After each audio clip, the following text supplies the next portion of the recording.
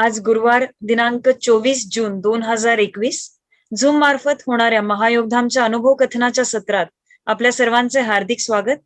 सद्गुरु sir, भाभीजी, अनिताताई यांच्या चरणी आत्मवंदन. अनिताताईंना विनंती करते पुढील सत्रास सुरुवात करावी. नमस्कार. आजच्या या झूमच्या सत्रात सर्वांचं स्वागत. सर्वांना आत्मवंदन, सरांना आत्मवंदन, भाभीजींनाही आत्मवंदन. आजचा दिनविशेष म्हणजे वटपौर्णिमा. आज वटपौर्णिमा आहे. महाराष्ट्राबरोबर संपूर्ण भारतात फार मोठ्या प्रमाणात साजरा केला जाणारा हा सण. सत्यवान सावित्रीची कथा या वटपौर्णिमेच्या सणाशी जोडली गेलेली आहे. खरं म्हणजे सावित्रीविषयी जर बोलायचं किंवा वटवृक्षाविषयी जर बोलायचं, सावित्रीच्या विषयी सरांचं तर नेहमी असं असतं की असं टॅलेंट पाहिजे की फक्त 3च वरात यमराजाच्या मागे मागे जाऊन फक्त 3च वरांमध्ये मृत पतीला जिवंत केलं, अंध सासऱ्यांना दृष्टी मिळवली, गेलेलं राज्य परत मिळवलं, दीर्घायू वंश मागितला आणि सर्वांना दीर्घायुष्य. फक्त 3 वरामध्ये सावित्रीने एवढं सगळं साध्य केलं. त्या सावित्री सारखं टॅलेंट साधकांमध्ये किंवा साधिकांमध्ये हवं असं सर नेहमी सावित्रीचं उदाहरण देत असतात. सावित्रीने त्या दिवशी वडाच्या झाडाखालीच का सत्यवानाला ठेवलं असं सांगतात की वटवृक्ष हा नॅचरल व्हेंटिलेटर आहे. नैसर्गिक व्हेंटिलेशन त्याच्यापासून मिळतं. ह्याचं कारण इतर झाडांच्या पेक्षा जवळपास 60% ऑक्सिजन वटवृक्ष किंवा वडाचं झाड जे आहे ते त्याच्या पानांमधून हवेमध्ये सोडत असत. दुसरी महत्वाची गोष्ट म्हणून कदाचित की मृतवत पतीला त्यावेळी तिने हा नॅचरल नैसर्गिक व्हेंटिलेटर जो आहे त्या वडाच्या झाडाखाली ठेवलं होतं अशी कथा सांगते. दुसरं ह्याचं औषधी महत्व असं आहे. एक तर ह्या झाडाला फळं, फांद्या, पानं, फुलं, पारंब्या हे सगळं त्याच्या प्रत्येक गोष्टीचा औषधी उपयोग आहे, म्हणून ह्याला अनंत वृक्ष असंही म्हटलं जातं. तिसरी महत्वाची गोष्ट की ह्याचे जे औषधी उपयोग आहेत त्याच्यात सगळ्यात महत्वाचा उपयोग पुरुषांमध्ये वीर्यवृद्धीसाठी आणि स्त्रियांच्या गर्भाशय शुद्धीसाठी केला जातो, म्हणून ह्या झाडाला संसार वृक्ष असंही म्हटलं जातं. चौथी महत्वाची गोष्ट, हे झाड हवेमध्ये आर्द्रता मोठ्या प्रमाणात सोडतं, त्याच्यामुळे उन्हाळ्यामध्ये ह्या झाडाच्या खाली एक प्रकारचा थंडावा सर्वच झाडाखाली असतो, पण वटवृक्षाच्या खाली त्याचा थंडावा जास्त मोठ्या प्रमाणात असतो. आणि वटवृक्ष असं म्हणतात की दत्त दिगंबरांचं दत्ताचं निवासस्थान ह्या वटवृक्षाखाली आहे, म्हणून आपण स्वामी समर्थ जे आहेत अक्कलकोटचे, तर स्वामी समर्थांच्या मागे वटवृक्ष आहे, त्यांचा निवास हा वटवृक्षाच्या खाली असायचा असं सांगितलं जातं. अनेक सिद्धपुरुषांच्या साधना वटवृक्षाच्या खाली झाल्या असतील, म्हणून वटवृक्ष हा पर्यावरणाच्या दृष्टीने, आध्यात्मिक दृष्टीने आणि आताच्या निसर्गाच्या दृष्टीनेही सर्व दृष्टीने वटवृक्ष हा अतिशय महत्वाचा आहे. आजचा दुसरा एक महत्वाचा आपल्याला थोडंसं वाईट वाटायला लावणारा एक संदेश आजचा असा आहे की आजच्या ह्या वटपौर्णिमेच्या निमित्ताने संपूर्ण देशात 52 लाख फांद्या कापल्या गेल्या आहेत. आता वटवृक्षाची पूजा अशा पद्धतीने करायची का, त्याचा विचार सगळ्या महिला वर्गाने करायला हवा. याच्याबद्दल फार मोठ्या प्रमाणात जनजागृती व्हायला हवी आहे आणि कुठेतरी हे सगळं थांबून ह्या झाडाची नवनवीन लागवड त्या दिवशी केली पाहिजे. हा आजच्या दिवशीचा आपला संदेश. आज अनुभव कथनासाठी येणार आहे पुण्यावरून मनोज बारकुल. मनोज बारकुल 2005 सालापासूनचा साधक आहे. औरंगाबाद तो बी टेक झालेला आहे. एमटेक करतोय, पुढच्या महिन्यात एमटेक त्याचं पूर्ण होईल. औरंगाबादच्या MIT कॉलेजमधून त्याने बीटेक केलेलं आहे. पुण्यामध्ये सायबेज नावाच्या कंपनीमध्ये तो IT कंपनी आहे, तिथे तो इंजिनियर म्हणून काम करतोय. मनोज बारकुलचा संपूर्ण परिवारही साधक आहे. आई वडील बहिणी सर्वजण साधक आहेत. त्याची पत्नी प्रीती ही साधक आहे. हा एक आपला साधक परिवार आहे आणि मनोज आणि प्रीती अगदी एक प्रकारे किशोर वयापासून म्हणा किंवा टीन एज पासून आपले साधक झालेले आहेत. मनोजच्या स्वभावाविषयी जर सांगायचं तर त्याचा मित्रपरिवार प्रचंड मोठा आहे. त्याच्यामुळे माणसं जी जोडायचं एक कसब आहे ते मनोजकडे नक्की आहे. आणि दुसरी महत्वाची गोष्ट, प्रत्येकाच्या अडचणीत धावून जाणे हा मनोजचा एक स्वभाव आहे. त्याच्यामुळे कौटुंबिक जीवनातला प्रसंग असो, योगधाम विषयीचं काही असो, मनोज आपण बोलावलं तर मनोज नक्की येईल ही खात्री सगळ्यांना असते. मला असं वाटतं आता मनोज बारकुल्ला शीतल लाईन वरती घे आणि मनोज अनुभव कथन सुरू कर. सद्गुरूंना आत्मवंदन करून, सर्व साधकांना आत्मवंदन करून, मी मनोज बारकुल IT इंजिनियर आहे. पुण्यात राहतो. माझं प्रॉपर गाव उस्मानाबाद आहे. फॅमिली बॅकग्राऊंड पासून माझा अनुभव करून स्टार्ट करतो. घरातील जवळपास सगळे साधक आहेत. सगळ्यांनी साधना घेतली आहे, परंतु आज कुणी जोडून नाही याचे दुःख आहे. मी व माझा लहान भाऊ निलेश बारकुल. निलेश बारकुल हा सुद्धा साधक आहे. तो बरेचसे प्रयोग करतो सरांनी सांगितल्याप्रमाणे, परंतु आळंदीत येत नाही किंवा शिबिर अटेंड करत नाही, पण मनापासून जोडलेला आहे. त्याची अजूनही सरांवर खूप श्रद्धा आहे. तो बी फार्मसी मध्ये होता त्यावेळेस त्याने सरांच्या अभ्यासिकेचे कॅसेट ऐकून त्यातले प्रयोग तंतोतंत जुळवले. त्यानंतर तो बी फार्मसी मध्ये युनिव्हर्सिटी टॉपर होता. तो गोल्ड मेडलिस्ट होता. त्यावेळचे आपले मुख्यमंत्री विलासराव देशमुख यांच्यातर्फे त्याचा सत्कार झाला होता. त्यांनी बऱ्याच एक्झाम दिल्यात. त्याला आतापर्यंत 3 गव्हर्नमेंट जॉब लागले होते. पहिला जॉब त्याला अंबड येथे लागला. त्यानंतर तो सोडला. त्यानंतर फार्मासिस्ट म्हणून उस्मानाबाद जिल्ह्यात त्याने दुसरा जॉब जॉईन केला. पण तो पण घरापासून दूर असल्यामुळे तोही जॉब त्याने सोडला. त्यानंतर तिसरा जॉब त्याने उस्मानाबाद येथे ट्रेझरी ऑफिसमध्ये क्लर्क म्हणून जॉईन केला. तो व त्याची पत्नी एकाच ऑफिसमध्ये जॉब करतात. वय 4 वर्षाचा मुलगा पण त्याला आहे. तोही खूप मनातून साधना वगैरे करतो. सरांवर श्रद्धा आहे. समर्पण भाव पण आहे त्याचा. पण फक्त काही कारणामुळे तो आळंदीला येऊ शकत नाही. आता मी माझ्याबद्दल सांगतो. अनिता माऊलीमुळे त्यांची भाची साधनेत आल्या. त्यानंतर त्यांच्यामुळे माझ्या मोठ्या बहिणीची ओळख झाली आणि त्यामुळे आम्ही सर्व साधक झालो.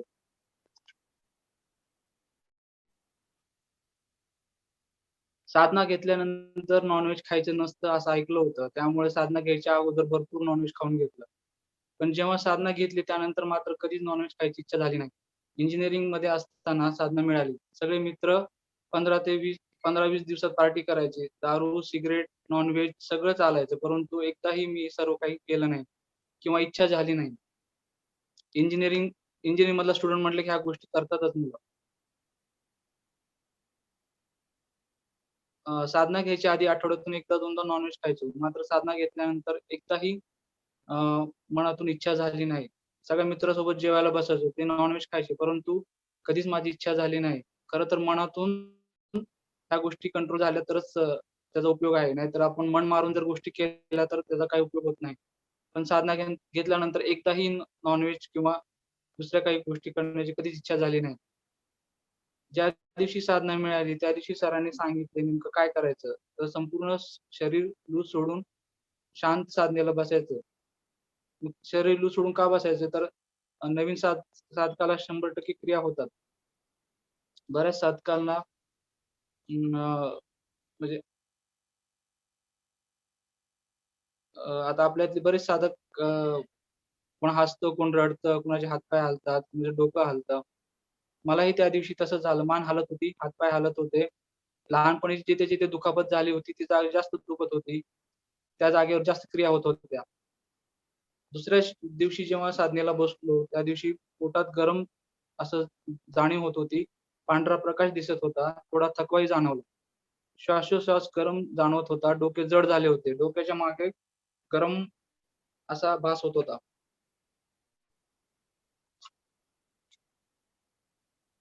पूर्ण शरीर अधून-मधून गरम वाटत होते. समोर झुकल्यानंतर डोकं एकदा दोनदा जमिनीवर जोरात आदळले. जे अवयव जास्त दुखत होते त्याच्या हालचाली जास्त होत होत्या. आज्ञाचक्रावर जोरात आघात होत होते. कुलस्वामिनीचे दर्शन झाले. त्यानंतर सरांची प्रतिमा प्रयोगाची कॅसेट ऐकली होती. ते पण साधना करत असताना. त्या कॅसेटमध्ये कोणताही एक देव प्रतिमा प्रयोगासाठी निवडावा असे सरांनी सांगितले होते. म्हणून श्रीकृष्ण ही देवता प्रतिमा प्रयोगासाठी निवडली. त्यानंतर सरांनी सांगितल्याप्रमाणे बरेच चांगल्या सवयी स्वतःला लावून घेतल्या. त्यानंतर पुढील 1 ते 1.5 वर्ष जे सरांनी सांगितले त्यातला एकही शब्द खाली पडू दिला नाही. सर जे सांगत होते ते सर्व नोंद करून घेत होतो. ते सर्व प्रयोग तंतोतंत जुळवले. एक काम, एक विचार, दीर्घ श्वसन, चरवंतर्पण, प्रतिमा प्रयोग, तटस्थता भाव, परवानगी अर्पण, सूर्यप्रस्थान, वस्तू वस्तू व विषयावर प्रेम, मन करारे प्रसन्न, सर्व सिद्धीसी कारण, निर्विचारी मन, त्या सर्व गोष्टी संपूर्णपणे पाळल्या. सरांनी सांगितल्याप्रमाणे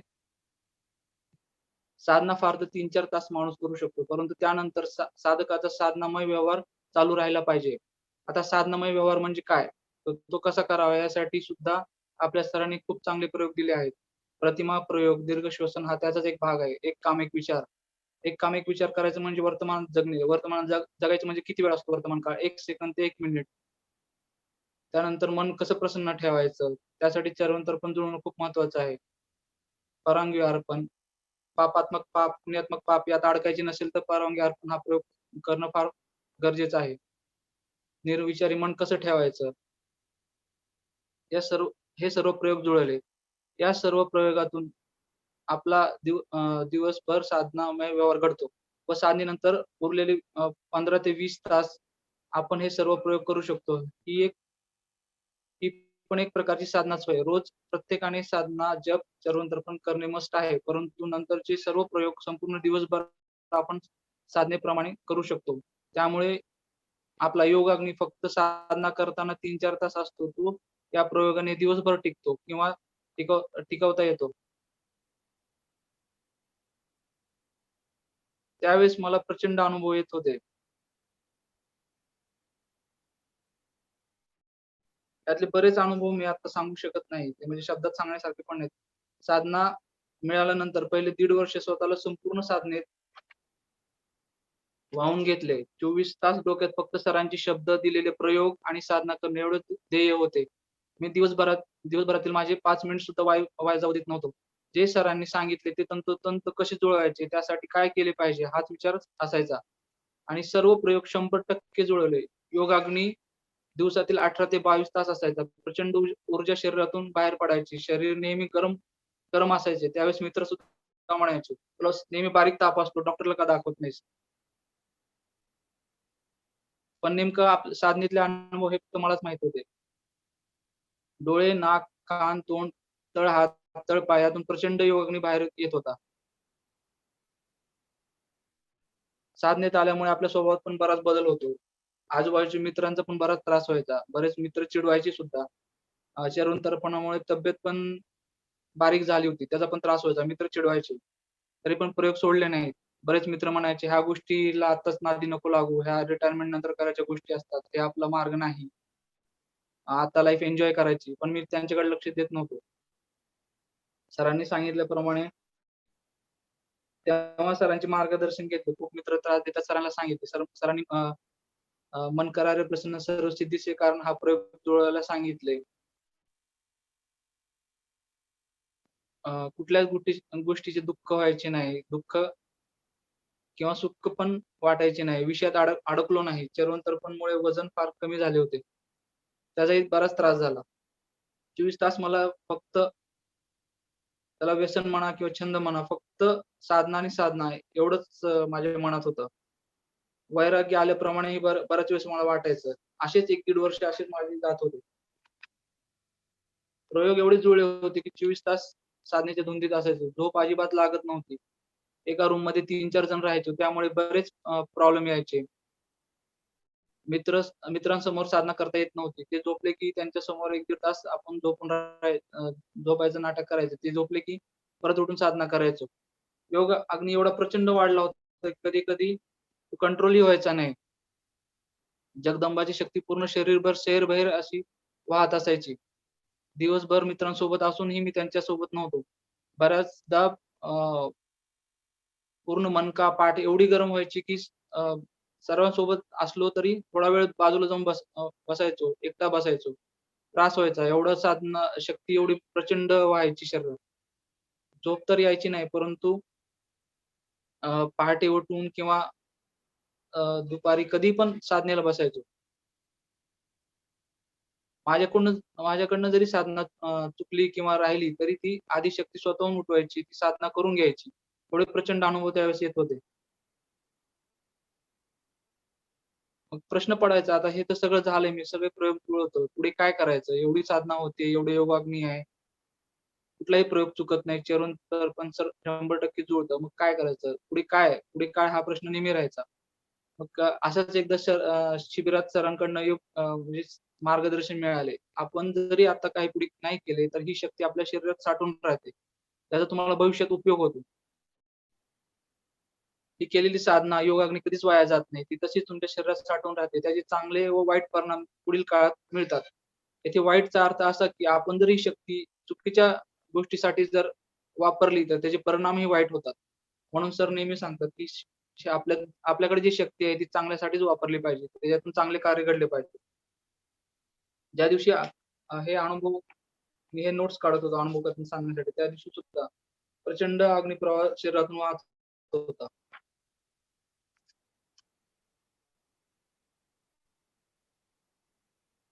काही अनुभव त्यावेळेस फार प्रचंड आले.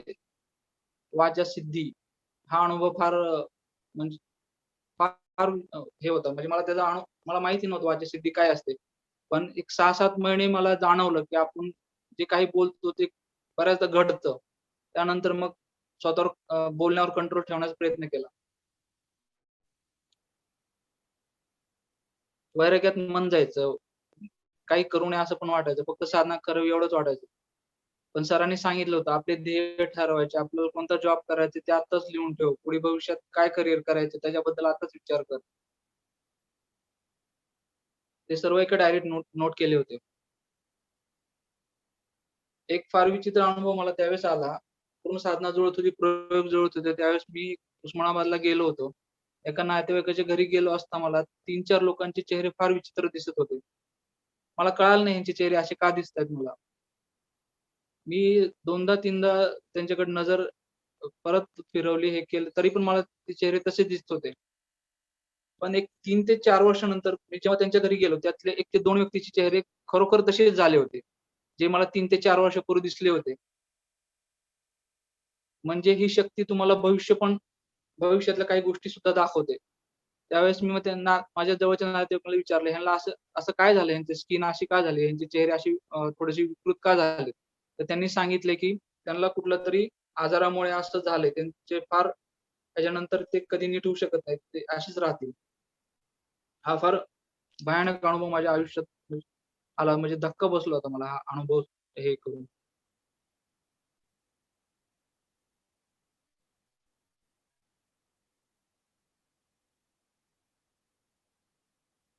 आता चरण तर्पण विषयी मी सांगेल थोडंसं. मी ते कसे जुळवले ते. आपल्यापैकी बऱ्याच जणांनी सरांची चरण तर्पणची कॅसेट ऐकली असेल. मला जेव्हा साधना मिळाली होती 2005 ला, तेव्हा मी औरंगाबादला एम-आय-टी कॉलेजला होतो. इंजिनिअरिंग करत होतो. तर चर्वण तर्पण करायचं म्हणजे खाण्यावर कंट्रोल पाहिजे. पण त्यावेळेस माझ्या मेसनी मला भरपूर साथ दिली. डब्बा असा असायचा की जेवणच जायचं नाही. मग सरांनी सांगितलं होतं, एक चपाती जरी चर्वण तर्पण करून खाल्ली तरी पोट भरतं आणि भात मात्र पूर्ण खायचं. चर्वण तर्पण करायची म्हणजे नेमकं काय? तर प्रत्येक गोष्टीचे चर्वण तर्पण वेगळे होते. चपातीचे वेगळे, भाकरीचे वेगळे, भाताचे वेगळे. भाकरी व भाताचे चर्वण तर्पण करताना कमी वेळ लागतो. पाण्याचं तर्पण वेगळं होतं, दुधाचे वेगळे होते. आपण जे चर्वण तर्पणचे प्रयोग जुळवतो त्यांना हे चांगलं माहिती आहे, की प्रत्येक पदार्थाचं चर्वण तर्पण करताना वेगळा वेळ लागतो. वेगवेगळ्या प्रकारे आपण ते करतो. आणि सात्विक अन्न खाल्लं तरच त्याचं योग्य ते परिणाम आपल्याला दिसतात.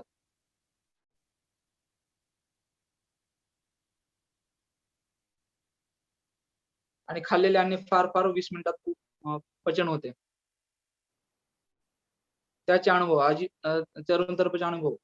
अजिबात थकवा येत नाही. तुम्ही कितीही काम केलं तरी आळस येत नाही. अजिबात झोप सुद्धा तुमची कमी होते.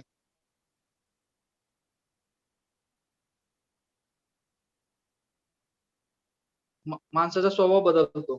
असं आपण बऱ्याचदा ऐकलं असेल, की माणसाचा स्वभाव मेल्याशिवाय जात नाही. पण चिरंतनपणे माणसाचा स्वभाव बदलतो. कुंडलिनी शक्ती जागृत राहते. योगाग्नी टिकून राहतो. सरांच्या कॅसेटमध्ये आले आहे, की तुम्हाला काही करायचे असेल तरी तुम्हाला साधना करायची असेल तर पोट रिकामी पाहिजे. योगाग्नी वाढवायचा असेल आणि तो टिकवायचा असेल तर पोट रिकामी पाहिजे. अभ्यासात मन लावायचं असेल तर पोट रिकामी पाहिजे. दिवसभर थकवा, आळस न करता काम करायचे असेल तर पोट रिकामी पाहिजे. जेवढे प्रयोग दिलेत ते जसेच्या तसे जुळवायचे असतील तर पोट रिकामी पाहिजे. हे पोट रिकामी कसे ठेवायचे? तर त्यासाठी चरण तर्पण हाच एकमात्र प्रयोग आहे.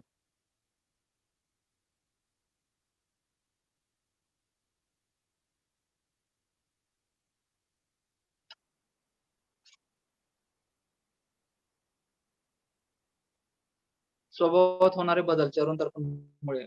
रागीट स्वभाव कमी होतो, चिडचिडेपणा कमी होतो.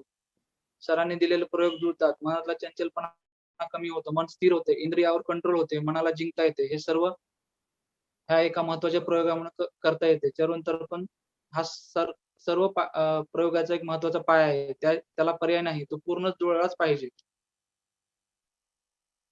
सरांनी दिलेल्या प्रत्येक प्रयोगाचे अनुभव प्रचंड आहेत. सरांनी उकार दिलाय, परत सूर्यप्रस्थान दिले, बरेच प्रयोग दिले. प्रत्येक प्रयोग त्याचे अनुभव वेगळे आहेत. सरांनी सांगितल्याप्रमाणे मी माझे ध्येय, मला काय करियर करायचंय किंवा कोणते सर्टिफिकेशन करायचे, आय-टी मध्ये काय करायचे मी त्यावेळेस लिहून ठेवले होते. त्यावेळेस मला ग्लोबल एक सर्टिफिकेशन असतं लिनक्स सर्टिफिकेशन ते करायचे होते. ते मी 2007 मध्ये पूर्ण केले. रेड हॅट ही माझी ड्रीम कंपनी होती. जी आय-टी मध्ये टॉप मोस्ट कंपनी आहे, जी मगरपट्ट्यात आहे. त्यात मला जॉब करण्याची इच्छा होती. तोही जॉब मला भविष्यात मिळाला 2014 मध्ये. जे जे ध्येय मी 2007-8 मध्ये ठरवले होते, ते ध्येय माझे 2014 मध्ये पूर्ण झाले.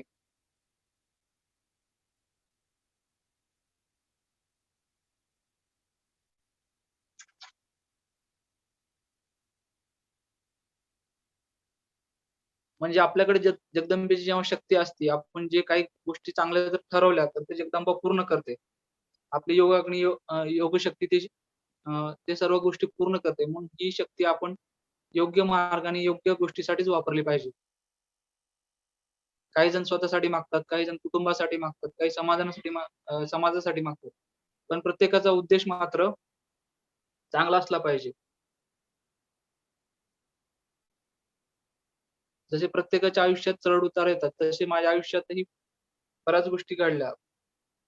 यश मिळवणं सोपं असतं, पण ते टिकवणं अवघड असते म्हणतात. तसंच साधनेत एका उंचीवर आपण गेलो, की ते टिकवणं खूप महत्त्वाचे असते. त्यात मात्र मी कमी पडलो.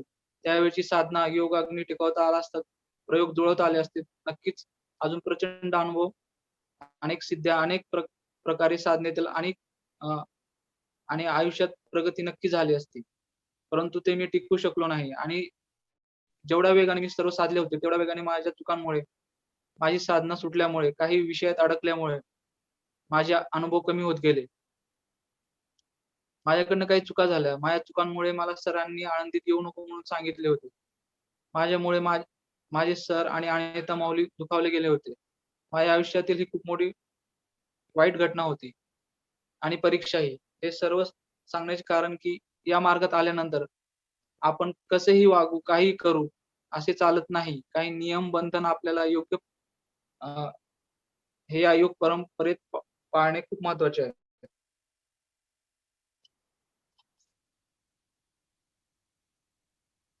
कदाचित सरांना आमची परीक्षा घेण्याचे ठरवले असेल. आळंदीपासून मी 3 ते 4 वर्ष दूर होतो. तरीही किंचितही सरांवरची श्रद्धा, प्रेम, समर्पण भाव कधीच कमी झाला नाही. उलट कधी एकदा सर आपल्याला बोलवतील, कधी आपण या गुरु परंपरेच्या प्रवाहात येऊ, याचाच विचार करायचो. 3-4 वर्षानंतर अनिता माऊलींना विनंती केली. त्यांनी सरांना सांगितले. सरांनी थोडा वेळ घेतला. नंतर होकार दिला. जेवढे दिवस मी आळंदीपासून दूर होतो, तेवढ्या दिवसात क एकही दिवस असा गेला नाही, की सरांचे स्मरण झाले नाही. बऱ्याच बऱ्याच वेळा रडलो सुद्धा. माझ्या साधनेतील प्रयोग जुळत नव्हते. बऱ्याच गोष्टी ज्या साध्य केल्या होत्या ते आता माझ्या जवळ नव्हत्या, परंतु सरांवरील विश्वास, आपल्या गुरु परंपरेवरील विश्वास, श्रद्धा, समर्पण भाव हा कधीच कमी झाला नाही. कदाचित याच गोष्टीमुळे सरांनी परत आळंदीत येण्याची परवानगी दिली. त्यानंतर मात्र 2-3 शिबिर सोडले तर कधीही कुठले शिबिर मिस झाले नाही. सरांचे शब्द आहेत, नेहमी जोडून राहा. कारण जेव्हा आपण शिबिरात जातो, सगळे प्रयोग जुळतात. बॅटरी फुल चार्ज झाल्यासारखे आपण सर्व काही व्यवस्थित करतो. महिना 2 महिने तरी आपण ते प्रयोग आपल्याकडनं जुळतात. परंतु जास्त वेळ शिबिरापासून दूर राहिले, की परत आपण आळस करायला लागतो. परत त्याच चुका आपल्याकडनं घडतात. म्हणून प्रत्येकाने 1-2 दिवस का होईना शिबिर अटेंड केलंच पाहिजे.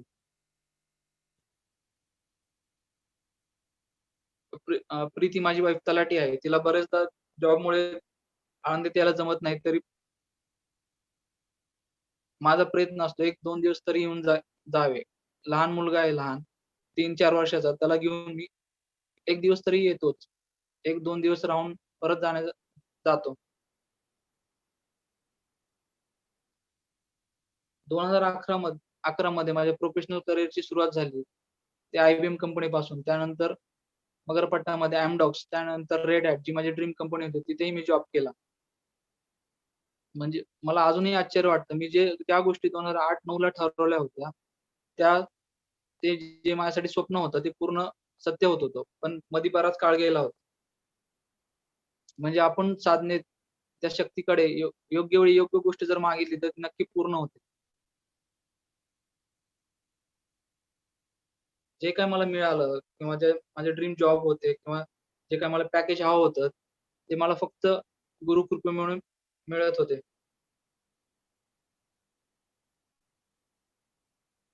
माझी वाईफ प्रीती ही सुद्धा 2011-12 च्या बॅचमध्ये PSI झाली. पण तिने दुसरे करियर निवडावे म्हणून मी तिला फोर्स केला. त्यानंतर तिला तलाठीची एक्झाम पास झाली. गुरुकृपेने तिला तो जॉब मिळाला. पण आमच्याकडनं त्यावेळेस काही चुका झाल्या. PSIला जायचं होतं म्हणून पहिल्यांदा जेव्हा ती प्रेग्नंट होती त्यावेळेस अबॉर्शन केलं. अबॉर्शन केल्यानंतर 2 ते 3 वर्ष परत गर्भ राहत नव्हता. बरेच दवाखाने केले. बरेच औषधं टेस्ट केल्या, पण कुठल्याच गोष्टीचा रिझल्ट येत नव्हता. शेवटी सरांचे मार्गदर्शन घेतले. प्रीती सरांसमोर खूप खूप रडली त्या दिवशी. सरांनी धीर दिला आणि दोघांचं पण मार्गदर्शन केले. सरांनी सांगितले, आपले साधक आहेत डॉक्टर सोमय त्यांच्याकडे जा. त्यांचे मार्गदर्शन घ्या. आम्ही दुसऱ्या दिवशी सौम्य साधक आहेत त्यांच्या घरी गेलो. त्यांना सगळं सगळं सांगितलं. त्यांनी त्यांच्याकडील 2 पुड्या बांधून औषधे आमच्याकडे दिले. आम्ही त्यांना सांगितले, की आम्हाला डॉक्टरांनी शेवटचे 25,000 ची टेस्ट करायला सांगितले आहे. आणि ते टेस्ट करू का नको? सौम्य साधकांनी पूर्ण कॉन्फिडेंटली सांगितले, की कुठलीही टेस्ट करायची गरज नाही. तुम्ही फक्त हे औषध घ्या.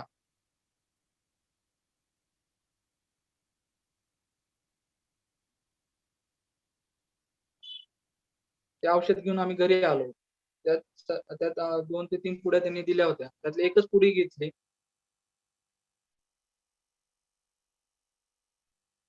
आणि ती टेस्ट करावी का नाही आमच्या मनात विचार चालू होते. पण एक आठवडा जाऊ द्या म्हणून आम्ही थांबलो. त्यातच प्रेग्नन्सीचा रिझल्ट पॉझिटिव्ह आला. हा खरंच आमच्या आयुष्यात खूप मोठा चमत्कार होता. त्यानंतर आम्ही डॉक्टर सौम्य साधक यांच्या घरी भेटायला गेलो. त्यांचे आभार मानले. त्यांनी खूप मोठ्या मनाने सांगितले, की ह्यात माझं काहीही नाही. हे जे सर्व केलंय ते फक्त सरांनी आणि सरांच्या शक्तीमुळे झालंय.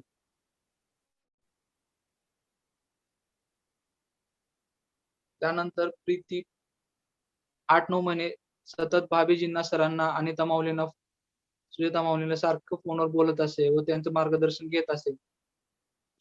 फोनवर बऱ्याच ती रडायची. कारण बऱ्याच वर्षानंतर हे दिवस आमच्या आयुष्यात आले होते. सरांच्या तोंडून नेहमी सरस्वती बोलत असते, याचा अनुभव आम्हाला त्या दिवशी आला. म्हणून सर जेव्हा सहजही बोलले तर त्यांचे शब्द फार महत्वाचे असतात. माझ्यावर, माझ्या कुटुंबावर सरांचे खूप ऋण आहेत. ते कसे फिटतील मला माहित नाही. पण मी साधनेतून किंवा योगदानच्या सेवेतून, समर्पण भावातून नेहमी प्रयत्न करत राहील. त्यानंतरचा अनुभव घर घेताना, ते पुण्यात पहिल्यांदा घर घेताना आधीच एका बँकेचे लोन असल्यामुळे आम्हाला आमचे लोन होत नव्हते. तेव्हा अनिता माऊलीने आणि भाऊसाहेब कट यांनी खूप मदत केली व आज पुण्यात आमचे घर आहे.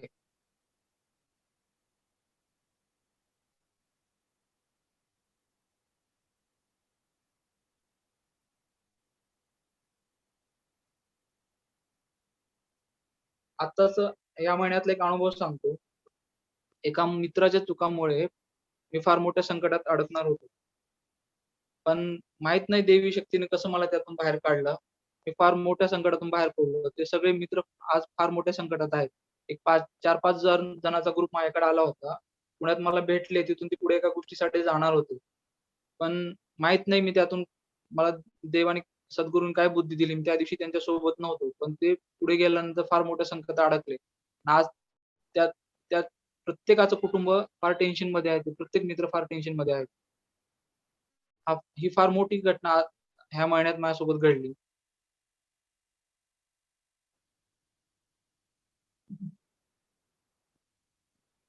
त्यानंतर भावाविषयी जरा सांगेल.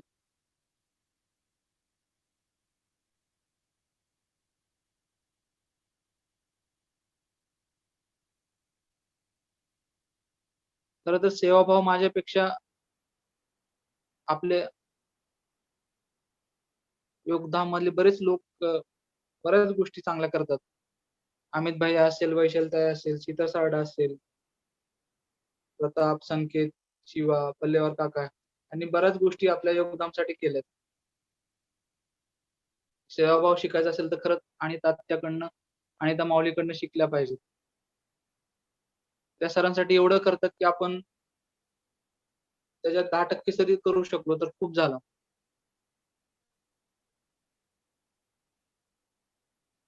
जेव्हा आपल्या क्रियायोगाचा प्रचार करायचा होता त्यावेळेस वैशालीताई सोबत पॉम्पलेट वाटणे वगैरे ह्या गोष्टी करायच्या होत्या. तेव्हा खरं तर खरी मेहनत ताईंचीच होती. पण आम्ही त्यांच्या सोबत राहिलो. सीडी एडिटिंग करणे वगैरे ह्या गोष्टी अनिताताई खूप करतात. मला पण 1-2दा त्यांच्या घरी त्यासाठी गेलो होतो मी त्यावेळेस. जेवढं मी करायला पाहिजे होतं तेवढं माझ्याकडनं करणं झालं नाही.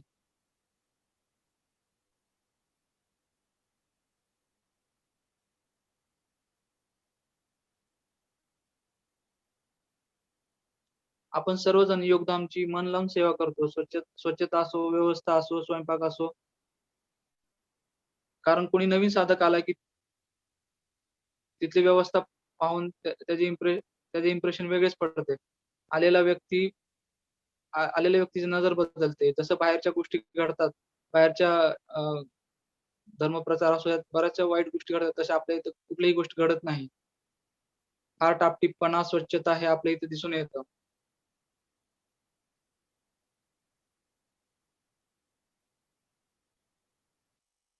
तर शेवटी थोडं समर्पण भावाविषयी सांगेल. खरं तर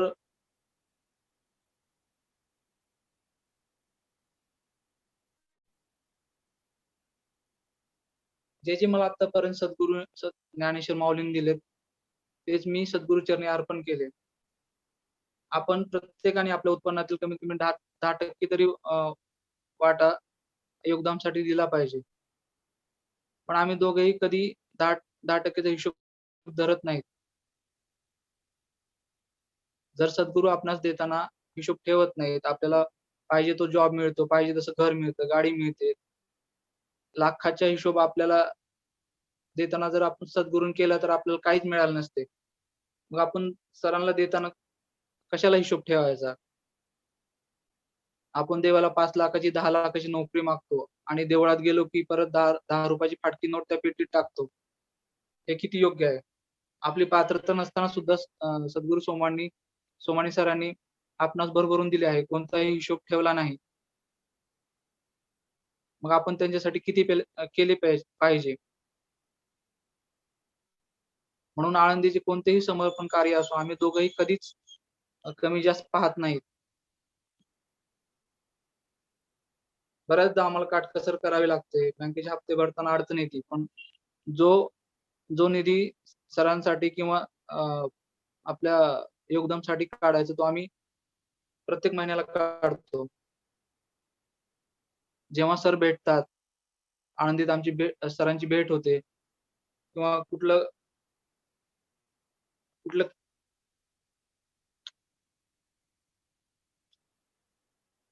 कुठला सण असेल किंवा काय असेल, तर तेव्हा सरांसाठी काहीतरी करण्याची आमच्या दोघांची नेहमी धडपड आणि इच्छा असते. तर बऱ्याचदा दिवाळीला लोक म्हणतात, की पूजनला पैसे खर्च करायचे नसतात. लक्ष्मी घरातून जाते. पण माझा प्रयत्न असतो, की त्या दिवशी काहीतरी आपल्याकडनं सरांना पोहोचलं पाहिजे. आम्ही काही ना काही जी काही रक्कम असेल किंवा जे काही आम्ही सरांसाठी काढून ठेवलेल्या गोष्टी असतील, ते त्या दिवशी सरांना देण्याचा प्रयत्न करतो.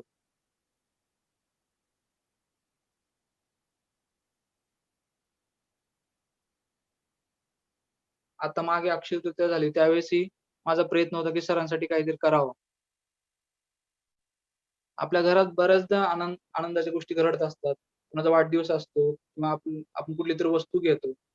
तर त्यावेळेस हा आनंद वाटता यावा म्हणून काहीतरी योगदानसाठी काहीतरी आम्ही रक्कम काढून ठेवतो. कधी गेलो साधकांसाठी काहीतरी स्वीट घेऊन जाणे किंवा काहीतरी सर्व आनंद त्यांच्यासोबत शेअर करण्याचा आमचा प्रयत्न असतो दोघांचाही.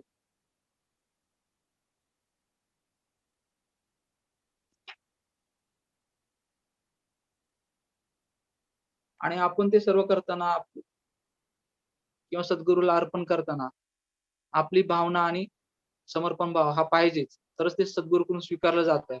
नाहीतर आपले सर ते स्वीकारत नाहीत. आपण जे करतो ते भक्तिभावानेच अर्पण झाले पाहिजे. तरच ती गुरुदक्षिणा म्हणून स्वीकारली जाते.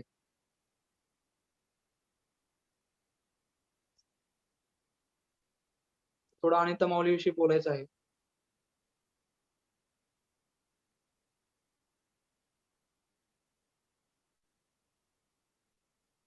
खरं तर समर्पण भावाविषयी जे बोललो, ते त्यांच्याकडनंच मी शिकलो. आतापर्यंत बऱ्याच गोष्टी ते सरांसाठी कसं करतात, कसा वेळ काढतात.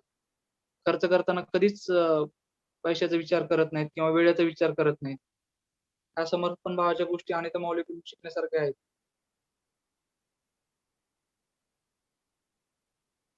बरेच लोक म्हणत असतील, की अनिता माऊलींना काय कमी आहे किंवा त्यांच्या घरात सर्व गोष्टी आहेत म्हणून ते सरांसाठी एवढं करू शकतात. पण मला वाटतं, की ते सरांसाठी एवढं करतात म्हणून त्यांना कधीही कुठल्या गोष्टीची कमी पडत नाही. घरी सर्वां घरी सर्वांना वेळ देऊन, सर्व साधकांना वेळ देऊन, शिडीचे काम करून, सरांवरचे पुस्तक लिहिणे असो किंवा बऱ्याच गोष्टी असो, अनिता माऊलींच्या घरी नेहमी चालूच असतात. प्रभात रोडचे घर तर नेहमी साधकांनी भरलेलेच असते. त्यांना प्रत्येक वेळेस साधकांचे फोन असतात, साधकांचे कार्यक्रम असतात. कसा वेळ काढतात हे आश्चर्य आहे खरं तर. कधी-कधी वाटतं एक व्यक्ती एवढ्या साधकांना कसं काय वेळ देऊ शकते? त्यांचा प्रचंड प्रवास होतो.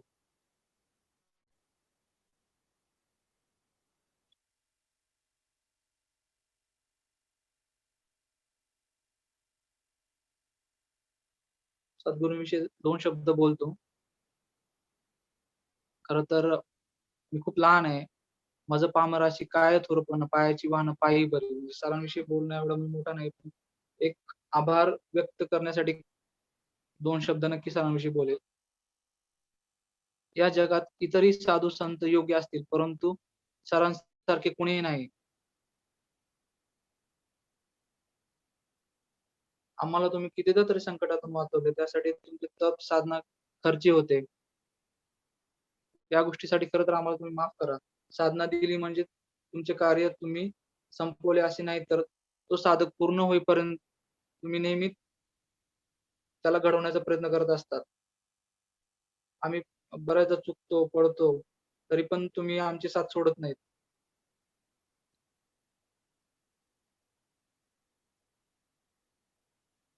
आमच्याकडनं बऱ्याच गोष्टी घडत नाहीत, प्रयोग घडत नाहीत, तरी तुम्ही रागवत नाहीत, समजून सांगता.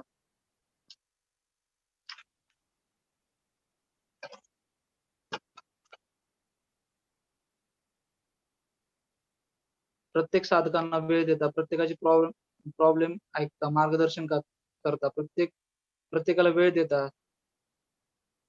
बरेच साधकांचे त्यांच्या कुटुंबावरचे मोठे-मोठे संकट दूर होतात.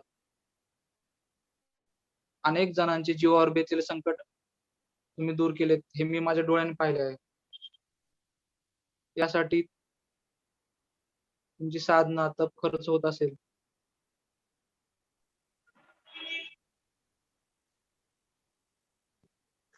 खरं तर आमच्याकडनंच पूर्ण साधना व्हायला पाहिजे.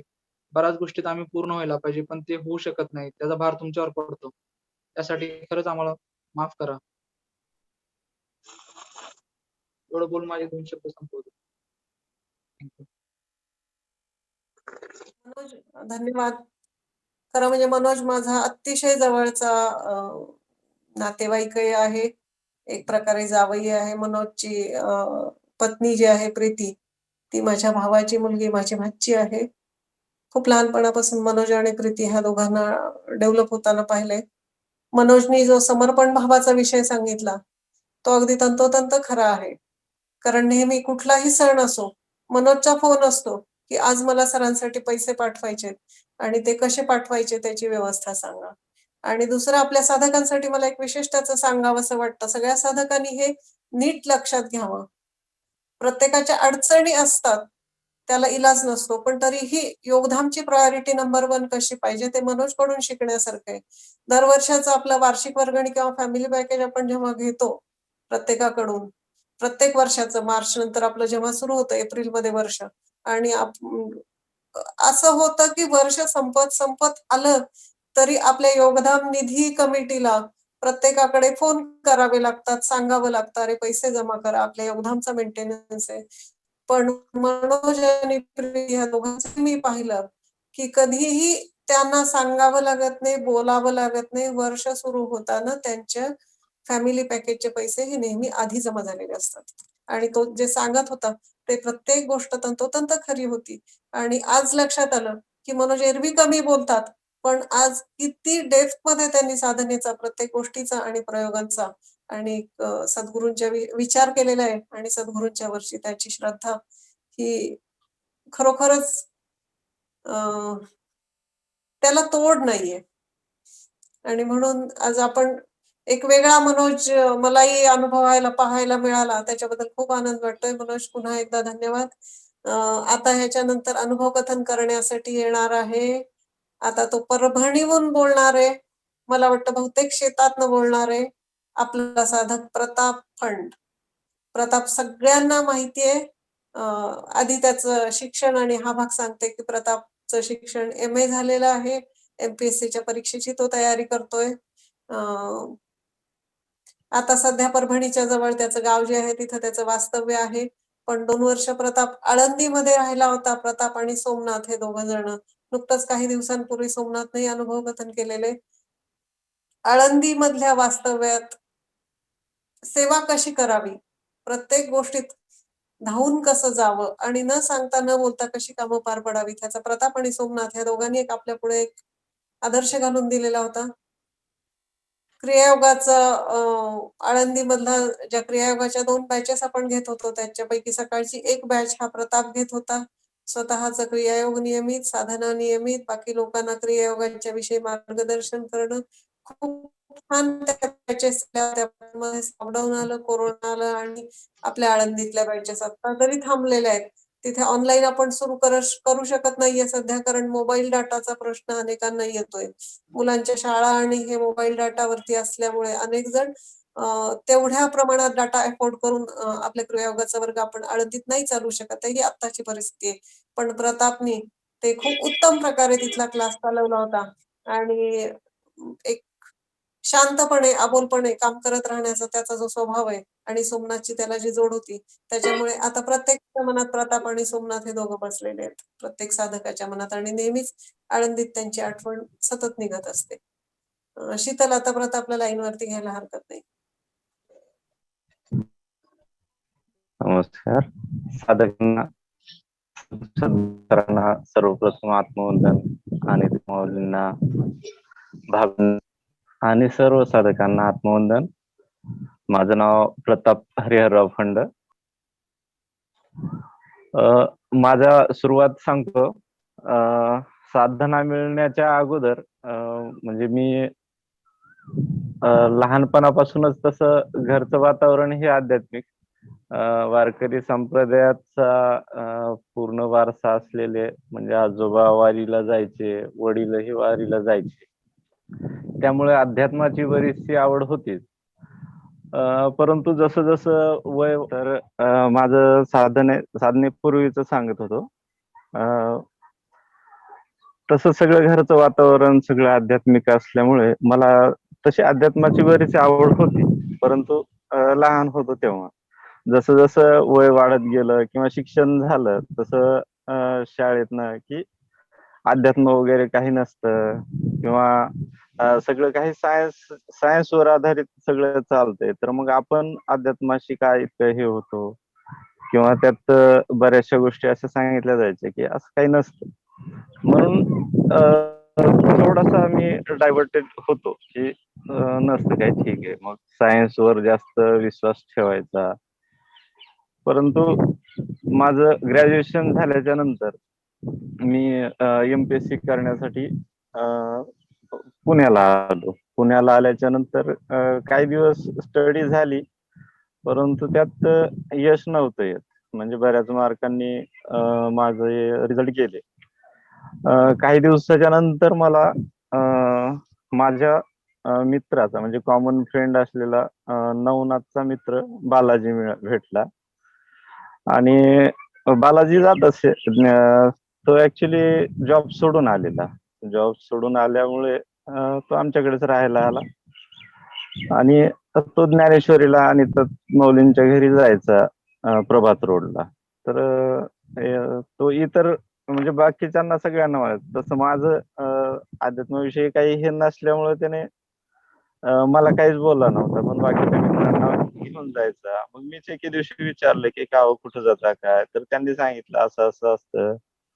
मग त्याविषयी त्यांनी थोडी माहिती मार्गदर्शन केलं. मग मी ज्ञानेश्वरीला गेलो. काही दिवस ज्ञानेश्वरी माऊलींकडे ऐकली आणि त्यातली आवड निर्माण झाली. नंतर मग एके दिवशी सर येणार होते आळंदीला, तर बालाजी म्हणे चला तुम्हाला यायचं का म्हणे आळंदीला, सर येणार आहे तर भेट होईल. मग सहज म्हणून मी गेलो आणि सरांचं तिथलचं बोलणं, ते महायोगधामचं वातावरण हे सगळं पाहून मी म्हणजे एवढा प्रभावित झालो होतो की त्याच मीटिंग मध्ये मी सरांना बोललो की मला साधना घ्यायची आहे. कारण साधनेविषयी तर सगळी माहिती अगोदरच अनिता माऊलींनी यांनी सगळी भेटली होती. मग सगळी माहिती भेटल्याच्या नंतर मी तिथं मीटिंग मध्ये म्हटल्यावर सरांनी नाव लिहून घेतलं आणि नेक्स्ट शिबिर म्हणजे रामनवमी शिबिर साठी माझं नाव घेतलं होतं लिहून. परंतु माझ्या चुलत बहिणीचं लग्न असल्यामुळे मी रामनवमी शिबिराला नाही येऊ शकलो. आणि मग गुरुपौर्णिमा शिबिरच्या वेळेस मग परत बालाजीला असं वाटलं हा शिबिराला आला नाही म्हणजे परत इंटरेस्ट आहे किंवा नाही असं त्याला म्हणजे हे व्हायला लागलं.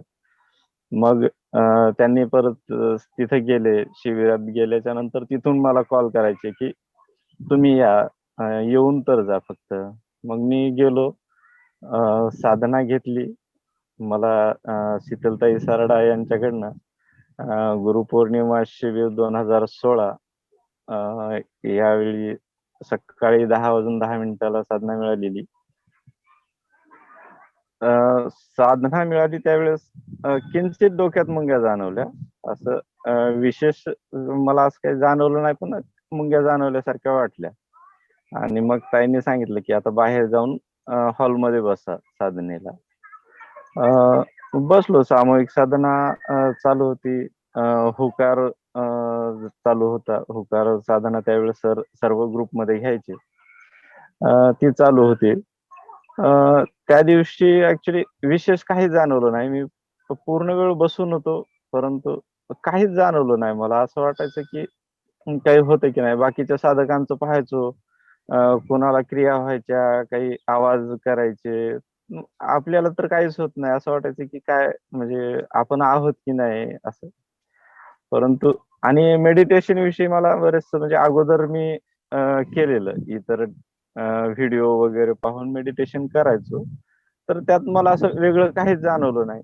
मी बालाजीला बोललोय, म्हणलं मला काहीच वेगळं जाणवत नाही. ठीक आहे म्हणले, बसा तुम्ही, एक दिवस झालाय. आज तर सुरुवात आहे. मग त्या दिवशी आणि चर्वणही नव्हतं, त्यामुळे साहजिक आहे की ते अनुभव येणार नव्हते तेवढे. परंतु दुसऱ्या दिवशी चर्वणही चांगलं जुळलेलं होतं तिथे असल्यामुळे. आणि मग दुसऱ्या दिवशीची जी साधना झाली, सकाळी नेहमीप्रमाणे आम्ही बसलो. क्रियायोगही रेग्युलर तिथं व्हायचा, तो केला आणि साधनेला बसलो. तर सकाळची साधना माझी इतकी छान झाली होती की म्हणजे 4 तास सकाळचे मी कसे म्हणजे अक्षरशः एका धुंदीमध्ये होतो. अ, म्हणजे ए एक प्रकाश दर्शन सुरुवातीला व्हायला लागले. प्रकाश दर्शन काही वेळ त्याच प्रकाशात पाहत गेलो, तर मला पहिल्या म्हणजे दुसऱ्या दिवशी मला साक्षात विठ्ठलाचं दर्शन झालेलं. म्हणजे हा माझा साधनेतला पहिल्या दिवशीचा अनुभव होता. आणि तेव्हापासनं मग त्या साधनेवरचा, सरांवरचा सर्व ह्या योगधामच्या कार्यावरचा विश्वास माझा वाढत गेला. त्या दिवशीपासून ठरवलं की आता जे काही आपण करतोय ते आपल्याला जास्तीत जास्त साधना आणि योगधामसाठी करायचंय. म्हणून मग त्याच दिवशीपासून मी म्हणजे तिथलच्या कार्यात स्वतःला शक्य होईल तेवढं आपण करायचं असं ठरवलं. मग तिथं पंक्ती जेवत असताना आपण वाढणे, इतर इतर बाकीचे बरेचसे कार्य मी म्हणजे रेग्युलर करायला लागलो. बरेच साधक म्हणायलाही लागले की हा नवीन असून एवढं कसं काय करतोय. पण मी म्हणजे इतरांच्या कोणाच्या बोलण्यावर काही लक्ष न देता आपले आपले सर्व कार्य करत राहिलो. ते शिबिर एकदम म्हणजे एनर्जेटिक होतं आणि मला एवढी एनर्जी दिली होती की अगोदरच माझं एमपीएससी मधून जे म्हणजे एक प्रकारे नैराश्य जे आलेलं होतं, तर ते मी हे झालो होतो की नैराश्यातून बाहेर निघण्याचं एकमेव मला असं शस्त्र मिळालेलं होतं की मेडिटेशन आणि सरांची ती एनर्जी. त्यामुळे मी खूप छान एन्जॉय केलं ते शिबिर. आणि तिथून पुढं माझं चर्वण वाढलं आणि बालाजींनी मला भक्तीचे काही ऑडिओज दिले होते. मग ते भक्तीचे ऑडिओ मी रेग्युलर ऐकायला लागलो. ऐकले. चर्वणही मी तिथं मेसवर असल्यामुळे चर्वण हे सगळं अगदी व्यवस्थित जुळायला लागलं. म्हणजे मग माझा पूर्वीचा जो स्वभाव होता की थोड्या गोष्टीचा असा राग वगैरे यायचा, थोडी चिडचिड व्हायची माझी, तर ती चर्वण आणि तर्पण या गोष्टीमुळे माझी ती कमी झाली आणि माझा स्वभाव बदललाय, माझी बोलण्याची शैली बदलली आहे. हे माझ्या मित्रांनी नोटीस केलं की अरे तू असं काय करतोय आणि तुला काय झालंय की पूर्ण बदललायस तू. त्यावेळेस मला जाणवलं की अरे म्हणजे स्वतःतील बदल आपण स्वतः नाही तेवढे नोटीस करत, परंतु इतर ज्यावेळेस कोणी सांगतात ते खूप आवडायला लागतं की अरे यार आपल्यामध्ये काहीतरी बदल होत आहेत आणि ते पॉझिटिव्ह होत आहेत, हे खूप म्हणजे छान वाटायला लागतं मग. आणि मग त्यातला रस वाढत गेला. मी जबरदस्त साधनेत शक्य होईल तितका जास्त वेळ बसत गेलो. छान साधना झाली अनुभवही खूप छान छान यायचे. म्हणजे साधनेतले तर अनुभव यायचेच, परंतु व्यावहारिक अनुभव मला तेही जाणवायचे. म्हणजे मित्रांशी ज्या मित्रांशी माझं कधीही जमत नसायचं, म्हणजे त्यांच्याशी मी बोलायचोही नाही. ते मित्र स्वतःहून माझ्याकडे येऊन बोलायचे आणि माझाही त्यांच्याकडे पाहण्याचा दृष्टिकोन बदलला, की एक प्रेमाने, की सरांनी नेहमी सांगितलेलं म्हणजे तिथं प्रवचनात त्याच्यात, की कोणाचा अहंकार दुखावू नये आपल्यामुळे, किंवा आपण कोणाला त्रास देऊ नये. ह्या गोष्टी त्या ऐकून हे झालेल्याच होत्या. मनावर त्याची म्हणजे जबरदस्त पकड मिळवलेली होती, की आपण नाही दुखवलं पाहिजे. आणि ऍक्च्युली चर्वण चांगलं जुळत असल्यामुळे, क्रियायोग नियमित असल्यामुळे आणि साधनाही मी अभ्यास सांभाळून जवळपास 7 ते सकाळी 7 ते रात्री 11 पर्यंत आम्ही रिडिंगला बसायचो. मध्ये एखादा तास जेवण वगैरेला जायचा. परंतु इतर वेळ मॅक्झिमम अभ्यास व्हायचा. परंतु मग एक काही दिवसाच्या नंतर कसं असतं, की आपण रेग्युलर त्याच प्रोसेसमध्ये नाही राहू शकत. मग नंतर नंतर अभ्यास कमी व्हायला लागला. परंतु मग मी जसं साधनेला बसायला लागलो, मग म्हणजे कमी वेळेतही मला जाणवायचं, की पहिले मी एवढा वेळ अभ्यास करायचो. साधारण माझा 8 ते 10 तास अभ्यासाला बसून जेवढा अभ्यास व्हायचा नाही, तेवढा मी 5 ते 6 तासातच अभ्यास करायचो. मला म्हणजे त्यातनं खूप आनंद मिळायचा, की आपण करतोय हे खूप योग्य प्रकारे आहे. म्हणजे चालू आहे. माझी साधना दिवसा मी म्हणजे दुपारी जेवण झाल्याच्या नंतर म्हणजे जेवण झाल्याच्या नंतर थोडा वेळ झोपायचो आणि नंतर किमान 1 ते दीड तास माझी साधना व्हायची. सकाळी क्रियायोग करूनही मी अर्धा तास तरी डेली साधनेला बसायचो. आणि रात्री झोपताना तर मग झोपायला बसायचं, म्हणजे झोपायला आपण बेडवर गेलं की मी झोपायचोच नाही, तर बसायचो आणि बसून जेवढा वेळ बसावं वाटेल तेवढं साधनेत बसायचं आणि तसंच म्हणजे त्याच अवस्थेत आपण झोपून जायचं. अशा प्रकारे माझी साधना जुळत गेली. खूप छान, म्हणजे मनस्थिती एवढी बदललेली आणि माझा त्यावेळी आवाजही खूप बदलला होता. माझ्या आवाजामध्ये जो बदल झाला होता, माझा आवाज आता जसा येतोय थोडासा शेतात कामं वगैरे असल्यामुळे ते बैलावर ओरडणे, त्यामुळे थोडासा आवाज असा हे झालाय.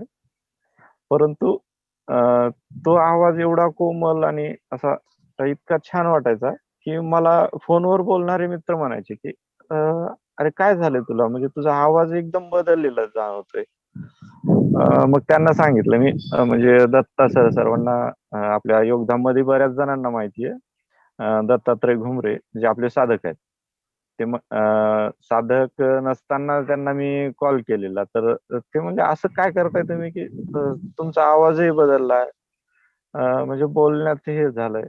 तर मग त्यांना सांगितलं, की अशी-अशी साधना मी करतोय. असं शिबिर केलंय आळंदीला. मग काही दिवसानंतर ते आले, त्यांना आवडलं, त्यांनी साधना घेतली. तो पुढचा भाग आहे. परंतु माझं आयुष्य बदलत गेलंय हे मला स्पष्ट जाणवलं. नंतर आम्ही तिथंच असताना वैशालीताईंनी त्यांच्याकडे क्रियायोगचे वर्ग चालू केले होते. नवीनच चालू करायचे म्हणून त्यांनी हे केलेलं. ऍक्च्युली त्यांनी म्हणजे मला तेवढा एक्सपिरियन्स नसताना क्रियायोग ट्रेनर म्हणून मला माझं नाव त्या पॉम्पलेट वरती लिहिलं.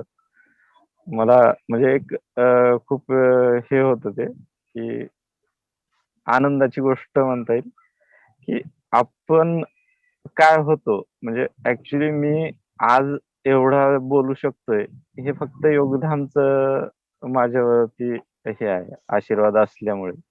ऍक्च्युली मी शाळेत असताना एकदा भाषणासाठी नाव दिलं आणि भाषणातून म्हणजे याच्यातनं शाळेत मी गेलोच नाही त्या दिवशी भाषणासाठी. त्या दिवशी शाळाच बुडवली आणि बाहेर घरीच राहिलो. आणि म्हणजे एवढा मी स्टेजवर किंवा कोणाशी बोलायला घ्यायचो, इतका माझा स्वभाव हे होता. नंतर नंतर तसं योगधामने मला स्टेज डेअरिंग हे सगळ्या गोष्टी योगधाममुळे मिळाल्या. खूप जबरदस्त. मग तिथं आम्ही आता मनोजने जसं सांगितलं, आम्ही ते पॉम्पलेट वगैरे वाटणे, तिथं छापणे हे सगळं कार्य केलं. ते 4-5 दिवसाचे काहीतरी ते क्रियायोगचे हे होते, ते सेशन केले. सकाळी जाऊन तिथं उपस्थित राहणे, सर्वांचा क्रियायोग बरोबर करून घेणे, ह्या गोष्टी तिथनं चालू झाल्या. नंतर मग त्या कार्यामध्ये एवढा रस वाढत गेला. मी नंतर तिथं मग डॉल्फिन इंग्लिश स्कूल आणि विद्यांचल हायस्कूल औंध या ठिकाणीही जवळपास वर्षभर क्रियायोगचे आपले वर्ग घेतले. मुलांना शिकवण्याचे तर जबरदस्त हे होते त्यावेळेस, सर्वांचीच साथ होती.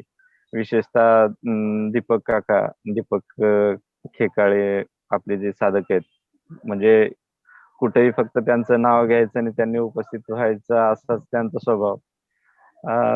त्यांनी खूप सपोर्ट केला. म्हणजे प्रत्येक ठिकाणी जाताना मला, म्हणजे पाऊस वगैरे असायचा तर ते की मी गाडी घेऊन येतो, त्यांच्याकडे 4 व्हीलर असल्यामुळे मी गाडी घेऊन येतो, आपण जाऊ असं. म्हणजे परेशान नको हो तू, म्हणजे स्टुडंट आहेस तू, तुला कुठं परेशानी एवढं.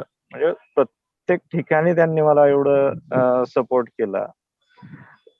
खूप म्हणजे, आणि तसं तर आपले सगळे साधक एवढे प्रेमळ, आणि मला खरंच जे म्हणजे प्रेम काय असतं ही गोष्ट आपल्या योगधाम मध्ये आल्याच्या नंतरच विशेषतः जाणवली. प्रत्येकाचं बोलणं, प्रत्येकाला म्हणजे इतकं छान वाटतं की अप्रतिम. असंच आता हे झाले पुण्यातील क्रियायोग. नंतर मी म्हणजे बरेच दिवस 2 वर्ष झाले होते. कुठेतरी एक मेसचं जेवून ऍक्च्युली मला खरंच कंटाळा आला होता की ते, म्हणजे नेहमी मला असं वाटायचं की आता बस झालं, आपण घरी जावं, घरचं जेवायला काहीतरी मिळावं, अशी म्हणजे नेहमी हे असायची. त्यातनं अधूनमधून मग अनिताताई घरी बोलवायचे. ते अप्रतिम जेवणाचं म्हणजे, जर उत्कृष्ट जेवणाचं कुठं जर हे असेल तर आम्ही अनिताताईंकडे म्हणजे खूप जास्त वेळा अनुभवलेलं. अप्रतिम जेवण, प्रेम त्यांच्या एवढं मला म्हणजे आयुष्यात नाही कोणी आणखीन दिलेलं. तर ते मी उपकार त्यांचे कधीच नाही विसरू शकणार, आणि म्हणजे फेडूही शकणार नाही. ते ऋण ते फिटणार नसतंच. असे सर्वांचे ऋण आहेत. पुढं नंतर मग असे म्हणजे मेसचा जो कंटाळा आला होता, त्यातनं असं वाटायचं की आता घरी जावं मला, म्हणजे एमपीएससी करू नये असं वाटायला लागायचं. परंतु असं मनात आलं. मी त्या दिवशी ऍक्च्युली प्रभात रोडला जातच होतो. जाताच माझ्या मनात आलं होतं की आता बस झालंय अरे, जेवण हे म्हणजे आपण करतोय कशासाठी, आणि जेवणाचा जर कंटाळा असेल तर आपण काय करतो. म्हणून मग घरचं जेवण काहीतरी पाहिजे असं माझ्या मनात आलं. आणि त्याच दिवशी अनिता माऊलींनी मला आणि सोमनाथला बोलून घेतलं, आणि म्हणे असं असं आहे आळंदीला, म्हणजे पल्लेवर काका अगोदर जे इथं होते ते जात आहेत, आणि त्या ठिकाणी आता तुम्ही 2 जण राहाल का.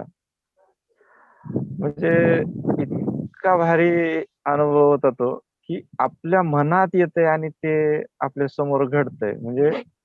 म्हणजे दोनही कार्य मी सोबत करू शकलो की मला एमपीएससी ही ची तयारीही करता आली आणि जेवणही म्हणजे घरचं जेवण मिळालं. म्हणजे किती सद्गुरू आपल्या मनातलं जाणतात आणि ते आपल्याला पोहोचवण्याचं त्यांची पूर्ण हे असते. त्या क्षणी मी माऊलींना म्हणलं ठीक आहे, म्हणलं जातो मी, तयार आहे. माऊली म्हणल्या घरी कोणाला विचार, म्हणलं नाही घरी, म्हणजे मी हो म्हणलोय, म्हणलं आता काय त्यात हे नाही. आणि सोमनाथ आणि मी आम्ही दोघांनी जाण्याचं ठरवलं त्यात. गेलो, खूप छान. म्हणजे तिथं शिबिराची तयारी झाली. तिथलचं सगळं म्हणजे आनंदाचंही वातावरण अगोदरच आम्हाला म्हणजे तसं अनुभवाचं होतं. नेहमी जाणं येणं म्हणजे प्रत्येक शिबिराला मी एक दिवस अगोदर जाणे, तिथलची साफसफाई, तिथं सगळ्या गोष्टी करण्यात म्हणजे माझं तेवढं हे होतं. तरी म्हणजे एमपीएससी करत असल्यामुळे, अभ्यास करत असल्यामुळे मला तेवढं सांगितलं जायचं नाही, की आदल्या दिवशी वगैरे कामाला वगैरे नको, तुझा अभ्यास चालू आहे, तू अभ्यास कर, असं असायचं. परंतु तिथं असल्यामुळे मग त्या गोष्टी सगळ्या आम्हाला म्हणजे सोमनाथलांनी मला म्हणजे त्या आवडीच्या झाल्या आणि म्हणजे मन लावून केल्या आम्ही. खूप अप्रतिम तिथलचे दिवस तर म्हणजे न विसरण्यासारखे आयुष्यातील एक स्वर्गात राहिल्याचा अनुभव आम्ही तिथे घेतला. चेतनाताई तर म्हणजे एवढ्या प्रेमाने आम्हाला त्यांनी वागवलं, की खरंच त्यांचे म्हणजे त्यांचेही ऋण आम्ही कधी फेडू शकणार नाही. त्यांच्याविषयी सांगायचं म्हणजे माझं लग्न जमलं. लॉकडाऊन असल्यामुळे मला म्हणजे जाताही येत नव्हतं. लग्न जमल्यावर म्हणजे ते जेवायला बोलवतात. इतर मला म्हणजे कुठं जाता येत नव्हतं आणि मग तिथं चेतनाताईंनी स्वतः स्वयंपाक बनवून मला आम्हाला जेवू घातलं. म्हणजे एक परिवाराची जी बॉन्डिंग असते ती तिथं जाणवते, की आपल्यासाठी आपले साधक काय काय करतात. सुरुवातीलाच गेलोत आणि त्या दिवशी तेव्हा मोठी एकादशी म्हणजे आपली देवशयनी एकादशी, आषाढी एकादशी होती आणि आम्हाला तशी एकादशी असायची. मग चेतनाताईंनी एवढं सारं फराळाचं केलेलं होतं, की म्हणजे ताट भरून, की वेगळ्या वेगळ्या पापड्या, वेगळ्या म्हणजे इतकं पदार्थ असतात उपवासाला हे मला तिथं चेतनाताईंनी दाखवून दिलं. अरे बापरे! म्हणजे खूप खूप छान तिथलचे दिवस होते. नंतर तिथं आम्ही क्रियायोगही चालू केला. क्रियायोगचा अनुभव म्हणजे तिथलचा अनुभव खूप जबरदस्त होता. म्हणजे एकतर नवीन थोडंसं आळंदीचं वातावरण म्हणजे एक व्हिलेज टाइप असल्यासारखं आहे. तिथलचे लोक असे जास्त हे नाहीत. त्यांना जाऊन सांगणे, की आम्ही योगा क्लास चालू करतोय. ते सगळं तिथं आम्ही चालू केलं. म्हणजे मुळातून चालू करायचं. तिथलचा तो म्हणजे सरांचं म्हणणं होतं, की प्रचार-प्रसाराचं कार्य आहे आणि ते तुम्हाला इथं राहून करायचंय. तर मग त्याच्यामुळे आम्ही ते केलं. त्यातही दीपक काकांचा म्हणजे पुण्यावरून दीपक काका आळंदीला फक्त हे कार्य करण्यासाठी यायचे. मग आपण तर तिथंच राहतोय हे आपण केलंच पाहिजे. मग तिथलच्या काही मुलांशी ते जे समोर राहतात त्यांच्याशी संपर्क केला आणि 1-2 दिवस फिरलो. एके दिवशी क्रियायोगाचे वर्ग आम्ही चालू केले. तर सुरुवात म्हणजे अगोदरचा थोडा अनुभव होता, परंतु असं मोठ्या माणसांना शिकवण्याचा तेवढा एक्सपिरियन्स नव्हता. असं वाटायचं की आपल्याला जमतंय की नाही. परंतु सरांवरती सोडलं की पाहतील आपल्याला, आपण इथपर्यंत तर त्यांच्याच विश्वासावर आलोय, तर मग आता याच्या पुढे ते सांभाळतील. अशा प्रकारे अगदी सहज मी तिथं स्टेजवरती वावरलो. सगळ्या गोष्टी आणि तिथच्या आळंदीच्या लोकांनी मला एवढं प्रेम दिलं. सगळ्यांनीच क्रियायोगला भरभरून प्रतिसादही मिळाला. म्हणजे एका एका बॅचला आम्हाला 60 ते 70 लोक असायचे. तेवढ्या आपल्या हॉल पुरायचा नाही, एवढ्या मोठ्या बॅच व्हायच्या. त्या सर्वांच्या समोर आम्ही शिकवलं. जवळपास 8 ते 10 महिन्याचा तो एक्सपिरियन्स होता. नंतर हे कोविडच्या लॉकडाऊनमुळे तो बंद झाला. नसता कदाचित आणखीनही तो चालूच असला असता. नंतर लग्न झाल्यामुळं नंतर मग मला आळंदी सोडावं लागलं. गावाकडे आलोय आता सध्या. शेती सांभाळतोय.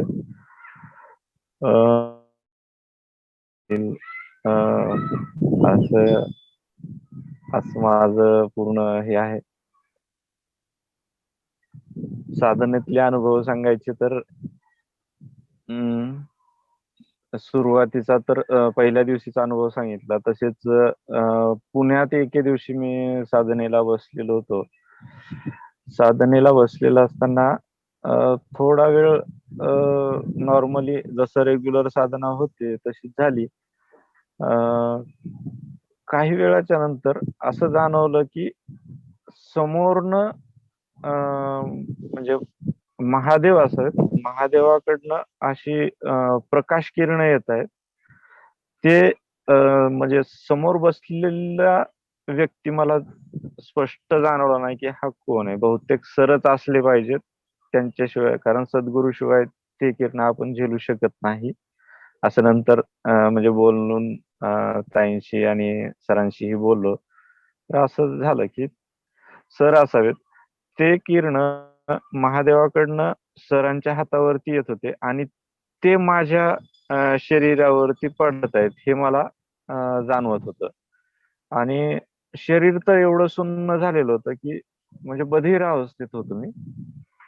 परंतु काही वेळ झाल्याच्या नंतर असं वाटलं की आता मी का समाधीतच जातोय, असं भीतीने मी अक्षरशः म्हणजे साधनेतनं उठलो आणि थोडा सावध झालो. परंतु तो एक्सपिरियन्स जबरदस्त होता. नंतर ताईंशी बोललो तर ताई म्हणले असं भिवू नये. मग तो एक अनुभव अप्रतिम होता माझा. नंतर असेच म्हणजे बऱ्याच वेळेस मला प्रकाश दर्शन तर नेहमी होत राहतात.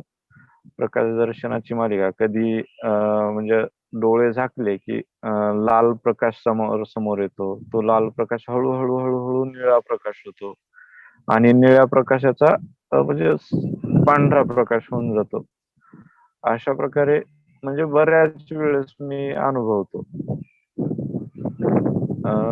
एकदाचा म्हणजे व्यावहारिक अनुभव सांगतो की थोडस एक्झाम आलेल्या होत्या जवळ, म्हणून अभ्यासाचा थोडा लोड वाढला होता आणि थोडस चरवणावर मग लक्ष राहिलं नाही माझं. थोडं चरवण कमी झालं. म्हणजे मी 70 ते 80 वेळेस जे चरवण करायचो ते एकदम 30-35 वरतीच आलेलं होतं. तर म्हणजे सुरुवातीला असं काही जाणवलं नाही, परंतु एके दिवशी अचानक म्हणजे सकाळी सकाळी नाश्त्याला गेलो आणि शास्त्री रोडला असताना म्हणजे हायवे म्हणजे बरीच वाहनांची ही असते. तर त्या ठिकाणून येताना पाठीमागून एक मुलगी स्कूटीवरनं आली आणि तिने एकतर ती रॉंग साईडने होती. तिने रॉंग साईडने येऊन पाठीमागून मला हे धडक दिली. मी पडलो आणि परत ती मुलगीच मला थोडीशी अशी रागावून म्हणते की मी हॉर्न वाजवते तुला कळत नाही का. तर म्हणजे मला एवढा राग आला की जो मला कधीच येत नाही. एवढा राग मी म्हणजे पहिले कधीच कोणावर एवढा रागावलो नसेल की एकदम त्या मुलीवर मी हात उगारला. परंतु लगेच कंट्रोल केला आणि तिला म्हणलं तू जा इथून लवकर. ती गेली. पण नंतर मुलं पण म्हणले की एवढा कस काय राग तुला, म्हणजे म्हणजे मला तिथं म्हणजे चिडवण्यासाठी म्हणा किंवा माझ्या याच्यामुळे मला माऊली म्हणायची. माऊली म्हणजे असं कस काय स्वभाव. मग काही दिवस मला त्या यांना चिडवायचे की माऊली तुम्ही असे का. म्हणजे असा बदल आपल्यात होतो हे तिथं जाणवलं. मग त्यावेळी जाणवलं की अरे आपलं चरवण आपण कमी झालं, त्यामुळे हा अनुभव आपल्याला आला. आणि मग परत चरवणला तिथं ग्रीप घेतली. त्याच्यानंतरच मग काही दिवस आपलं ऍडव्हान्स न्यूट्रिशन म्हणजे देहशुद्धीचे प्रयोग झाले, तेही मी पूर्ण केले. त्यावेळेस तर आणि ताईंनी म्हणजे प्रत्येक वेळेस मी रोज 2दा तरी कॉल करायचो त्यांना. त्या कसा वेळ काढत असतील मलाही माहिती नाही. ऍक्च्युली त्यांचा म्हणजे दिवसभराचा वेळ साधकांसाठीच असतो, दिवस आणि रात्र कुठलाही वेळ. परंतु खरंच त्या एवढ्या बिझी लाईफ मध्ये माझ्यासाठी फोन केला की बोल प्रताप, एवढ्या प्रेमाने. आणि म्हणजे खूप अप्रतिम अनुभव असतात ते. तर त्यांनी पूर्ण मार्गदर्शन करून माझी ती देहशुद्धी पूर्ण केली. अक्षरशः त्या एक्झाम मध्ये मी एवढा अभ्यासही केला. काही कारणास्तव म्हणजे पॉइंट काही 25.25 ने माझा तो रिझल्ट गेला. आणि त्या रिझल्टचाही म्हणजे परिणाम जसं की अगोदरच्या अनुभव होते की रिझल्ट गेल्याच्या नंतर जे डिप्रेशन येतं किंवा जो टेन्शन असतं ते साधारण मी 8 ते 15 दिवस तरी जाणवायचं मला अगोदर. परंतु साधना आणि चर्वण आणि नेमकीच देहशुद्धी झालेली होती.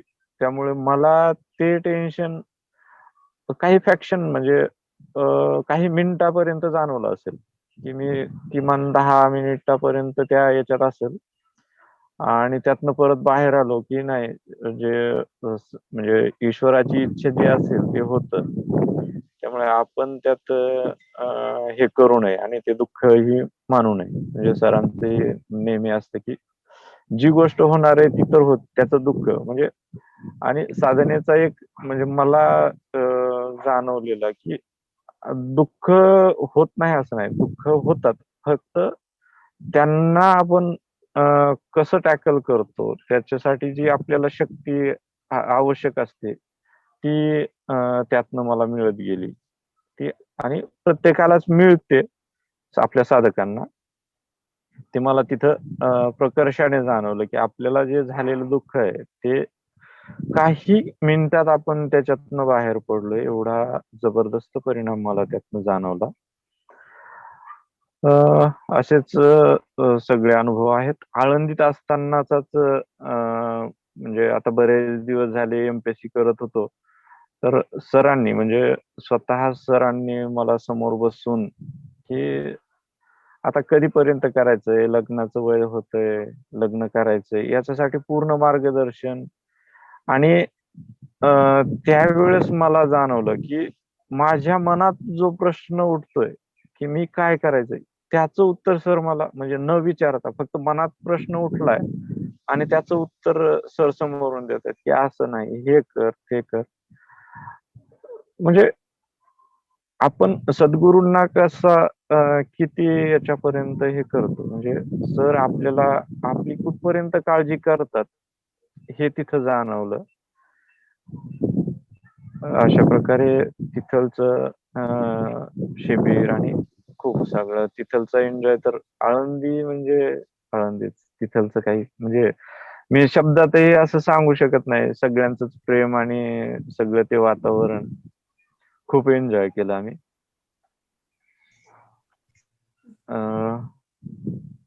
अशा प्रकारे मला वाटतं की आता वेळही झालेली आहे.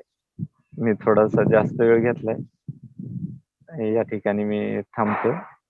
काही चुकलं असेल ते माझं जे काही चांगलं माझ्याकडनं झालं असेल ते सद्गुरु कृपेने झालेलं आहे. ते मी सद्गुरूच्या चरणी अर्पण करतो. धन्यवाद. धन्यवाद प्रताप. फक्त एकच उदाहरण मला सांगायचंय प्रतापच्या बाबतीतलं. आज त्याचं गुपित जरा कळलं.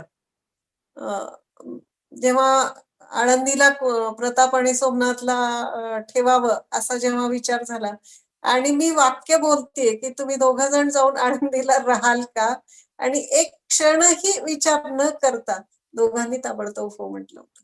तरुण वयामध्ये आळंदी सारख्या ठिकाणी जाऊन राहणं, तिथं सेवा कार्य करणं हे फक्त साधकच करू शकतात आणि ते साधक आपल्यामध्ये आहेत. प्रतापच्या रूपाने आज आपल्याला त्याचा अनुभव कथन ऐकायला मिळालं.